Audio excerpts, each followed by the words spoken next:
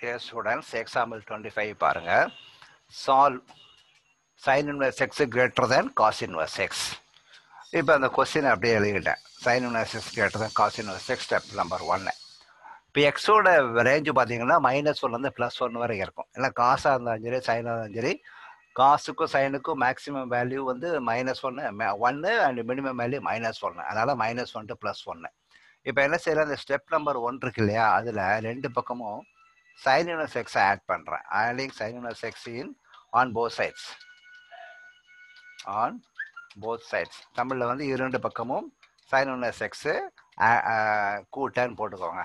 அப்போ இந்த step number 1ல் நான் என்ன பண்ண போகிறேன், ரெண்டு பக்கமும் எதை ஆட் பண்ண போகிறேன், sin inverse x ஆட் பண்ண போகிறேன். புரியுதா? அப்போ sin inverse x plus sin inverse x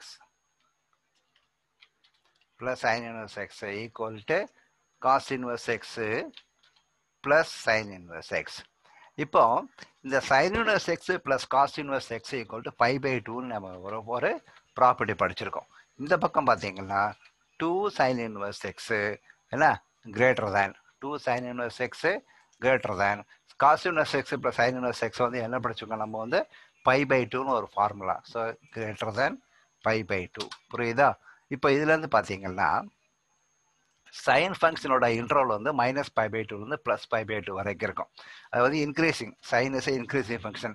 தமிழில் வந்து கொஞ்சம் புக்கை பார்த்து எழுதிக்கோங்க.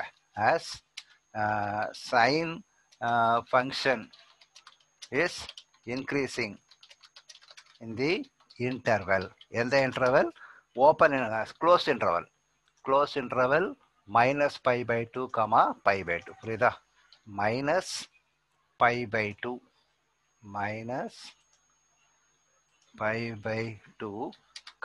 π/2, புரிஞ்சுதா? -π/2, π/2 இன்டர்வல் வந்து சைன் வந்து என்ன ஃபங்க்ஷன் வந்து ஒரு கூடும் சார்பு. புரியுதா? தமிழில் என்ன எழுதுமா என்ற பிராக்கெட்டில் எழுதுறேன். தமிழில் வந்து பிராக்கெட்டில் இருக்கும், அதை நீங்கள் பார்த்து எழுதிடுங்கல்ல. அதாவது -π/2, π/2 என்ற இடைவெளியில் என்ன, புரியுதா, என்ற இடைவெளியில் சைன் சார்பு கூடும் சார்பு. புரிஞ்சுதா? என்ற இடைவெளியில்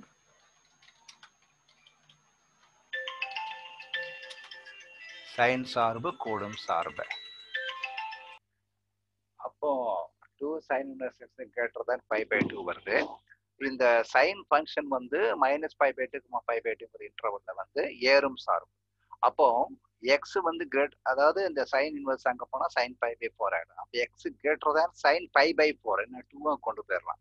அல்லது X greater than 1/√. sin π/4 value வந்து 1/√.